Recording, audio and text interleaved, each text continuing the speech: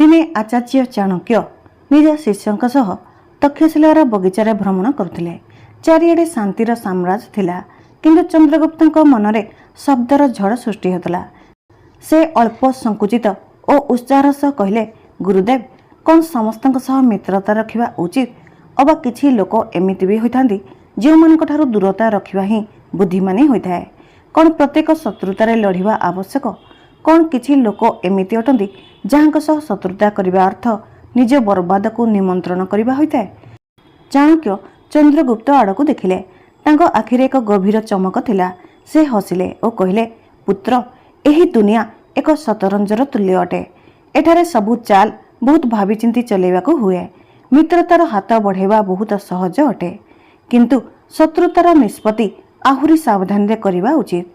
किछि लोक एमिति होइथांती जहांक सह शत्रुता करिबा अर्थ निआरे डेई पड़िबा। चाणक्य कहले, आज मैं तुमको सही 5 जन लोकंक विषय कहबी जहांक सह शत्रुता करिबा तुम पई भारी पड़ी पारे।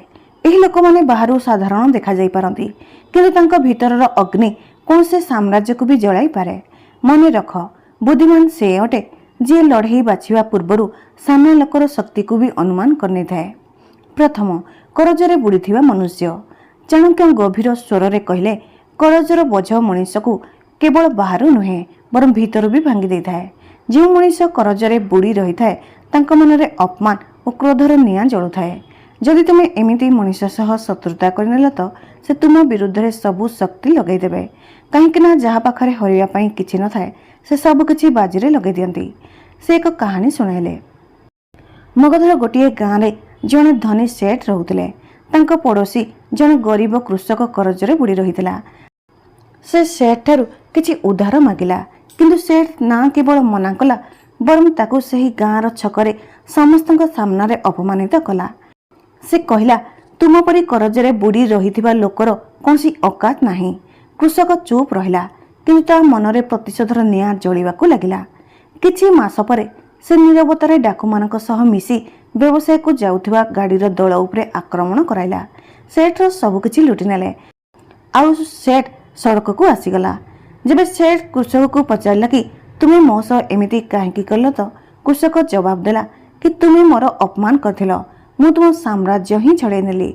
चाणक्य चंद्रगुप्त आड़कू देखि कहले, पुत्र, करजरे बुड़ीथिबा लोक सह शत्रुता अर्थ जने एमिति शत्रु को उस्काइबा जे प्रथमरु हारी सारिछि। तार क्रोध ताकू आहुरी विपदपूर्ण कर देई थाए। आजिर दुनिया भी एही कथा लागू होई थाए। जदि केही करजरे बुड़ी रहिथांती तो तांको मजाक उड़ेबा उचित नुहे, बरं तांको साहाय्य करिबा आवश्यक। अबा चुप रहिबा, काहेकि ना तांको अपमान तुम पई विष होई पारे, जहा धीरे धीरे तुमको मूलरू फंपा करदेव। राजा हेबार रास्तारे मने रख, करजरे बुड़ीथिबा लोक को दया देखाओ, शत्रुता नुहे। द्वितीय हौजी अपमानित स्त्री। चाणक्य शांत और गभीर स्वर रे कहले, पुत्र, जने स्त्रीर सम्मान तार सबुठारु बड़ गहना अटे। तुमे जदि ताको सम्मान देव तो से तुम घर कूल और जीवन को स्वर्ग करदेव, किंतु तार अपमान हेब तो तार क्रोध एमिति क्रोधर झड़ आणिबो जहा सबकिछि नष्ट करदेव। इतिहास एहार साक्षी अटे। द्रौपदींकर अपमान महाभारत को जन्म देला, जो लक्ष लक्ष योद्धार जीवन गला आ साम्राज्य पाउंस होइगला। से आहुरी गोटिए घटना विषय सुनाइले।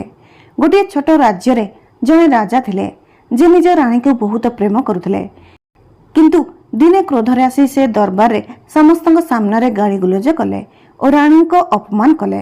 रानी सेतेबेले तो चुप रहिले, किंतु तांको मनरे प्रतिशोधर ज्वाला जळिबाकू लागिला।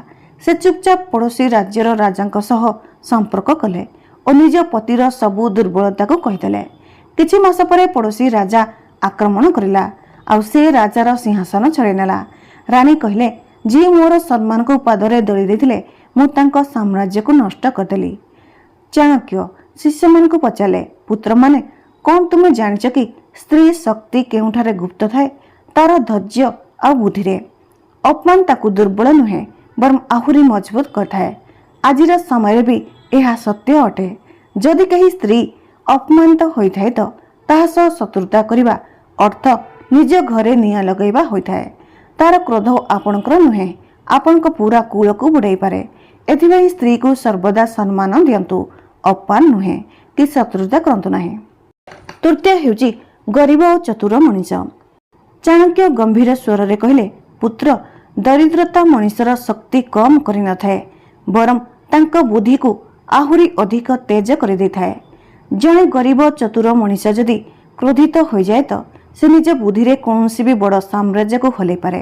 तांको भोक और अपमान तांको एमिति चालाक कर दे थाए कि से राजा मानंकु भी परास्त कर दे थाए।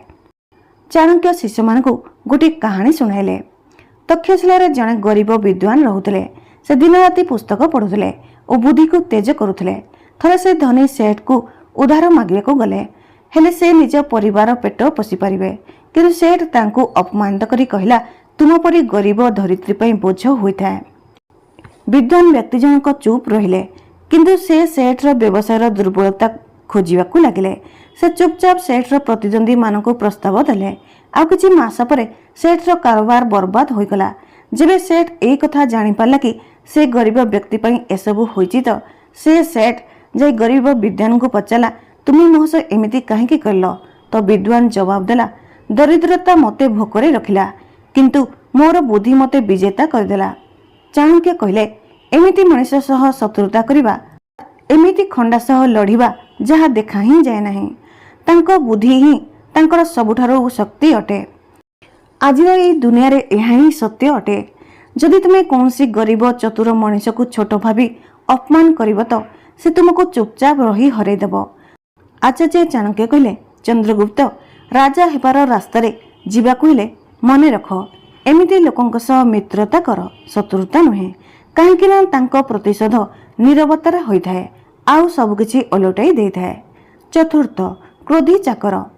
चाणक्य शिष्य मानक आड़क देखि करी कहले, पुत्र, दास बा चाकर तुम सबु रहस्य जाने थाए। तुम अभ्यास, तुम दुर्बलता, तुम घरर प्रत्येक कोण विषय जाने थाए। तेणु तुम्हें ताकू जेबे क्रोधित कराइल तो से तुमर सबुठारु बड़ शत्रु होई पारे।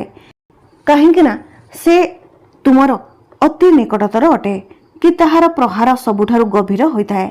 से एक घटना विषय सुनाइले। जणे राजांकर जणे सोचर चाकर बा दास थिला। से दिन राति राजांकर सेवा करुथला, किंतु दिने राजा क्रोधित होई ताकू समस्तଙ୍କ सामने चापड़ मारिदेले। चाकर सेठारु चुपचाप चली आसला, किंतु से प्रतिशोधर निआरे जलिबाकू लागिला। से राजांक गुप्त योजना गुड़िक सब शत्रु राजा को कहिदेला। परिणाम यह हेले कि से गोटे युद्ध रे राजा हारिगले और तांको सिंहासन शत्रु राजा पाखकू चलीगला। पछरे जेबे राजा जानिबाकू पाइले कि सही चाकर ही तांको गुप्त योजना को शत्रु राजा को देउथिला तो सही चाकर को पचाले, तुमे मो सह विश्वासघात काहेकि करलो? तो चाकर जवाब देला कि जी मते अपमानित कले, मु तांको सिंहासन को अपमानित कली। आचार्य चाणक्य कहले, पुत्र, चाकर शक्ति तार ज्ञान रे अछि। क्रोधी चाकर सह शत्रुता करबा अर्थ निज घरे शत्रु पालिबा। आजिर समय भी यह सत्य अटे। आपण माने मध्य एही कथा को ध्यान दे सुनतु। आजिर समय भी यह सत्य अटे। आपनक ड्राइवर, आपनक कर्मचारी अबा कोनसी एमिति मनीष जे आपनक निकटवर्ती अटे, जदि आपण तांकू अपमानित करिवे तो से आपनक विरोध रे होई पारंती। एथिପାଇଁ तांकू सम्मान दियंतु, क्रोध नुहे। तांको प्रतिशोधन सबुठारु निकटरु होइथाए आ बिना चेतावनी रे सब किछि बर्बाद कर दैथांदी। पंचम हेउची साधु सन्थ। चाणक्य गभीर श्वास नै कहले, पुत्र, जो मनीष तप साधना और भक्ति रे मग्न थांती तांको सह केबे शत्रुता करिबो नाही। तांको बाहर रूप हुए तो साधारण होइथाए, किंतु तांको साधनार शक्ति कोनसी खंडा ठारू भी तेज होइथाए। तांको अभिशाप अवा आशीर्वाद कोनसी राजार भाग्य को बदलाई पारे। से गोटे कहानी सुनाइले। जणे अहंकारी राजा थिला, जे निज शक्ति उपरे बहुत गर्व अनुभव करथला। थरे से राजा जंगल को गला आ सेठारे जणे साधुंको आश्रम देखिला। से साधुंको मजाक उड़ाइला आउ तांको आश्रम को भांगिया पई आदेश देला। साधु ए सबु देखि चुप रहिले और अंतर रे अभिशाप देले। किछि दिन परे राजार सेना माने रोगरे पड़िले। तांको फसल सबु बर्बाद होइगला और तांको राज्य संकट रे बुड़ीगला।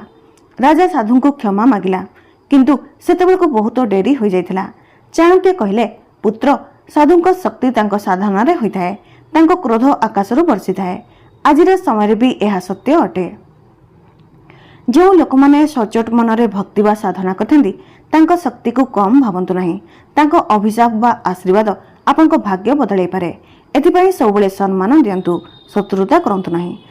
चाणक्य अटकी गले और चंद्रगुप्त आड़क देखि कहले, पुत्र एही 5 जनक सह शत्रुता करबा निआरे खेलिबा परि होइथाय। करज लेउथिबा मनीष, अपमानित स्त्री, गरीब और चतुर मनीष, क्रोधित चाकर और साधुसंत एमाने बाहर छोट लगी पारती, किंतु एमानक क्रोध साम्राज्य को भी नष्ट कर दे पारे। बुद्धिमान से अटे जे एमानक ठारू सावधान रही थाए और निज मनरे एमानक पई केवल सम्मान रखि थाए, शत्रुता नुहे। चंद्रगुप्त मुंड नुआई कहले, गुरुदेव मु बुझीगली। प्रकृत बुद्धिमान से होइथाए कि शत्रुता बाछिबा पूर्व सामना लोकर मनर अग्नि को बुझी नेबा आवश्यक। चाणक्य हसिले और कहले, बाहर शक्ति ठारू बड़ शत्रु भीतर क्रोध होइथाए, एहाको केबे भूल नाही। आजिर दुनिया रे भी एही नीति काम करथाए। जदि आपण एही 5 जन लोकंक सह शत्रुता करिवारु रक्षा पाइजिबे तो आपनक जीवन रे केही आपनकर किछि बिगाड़ी परिबो नाही। एही शिक्षा को निज जीवन रे अनुसरण करंतु। प्रत्येक स्टेप को भाबी चिंती सबले सम्मान बाटंतु, ना कि शत्रुता बांटंतु। आजिर भिडियोटी आपनको किपरि लागिला कमेंट करी जणाइबे। भिडियोटी आपण केउ स्थानरु देखुचंती ताहा मध्ये कमेंट करंतु। भिडियोटी आपनको भल लागिले like, comment, share and subscribe करंतु। धन्यवाद। नमस्कार।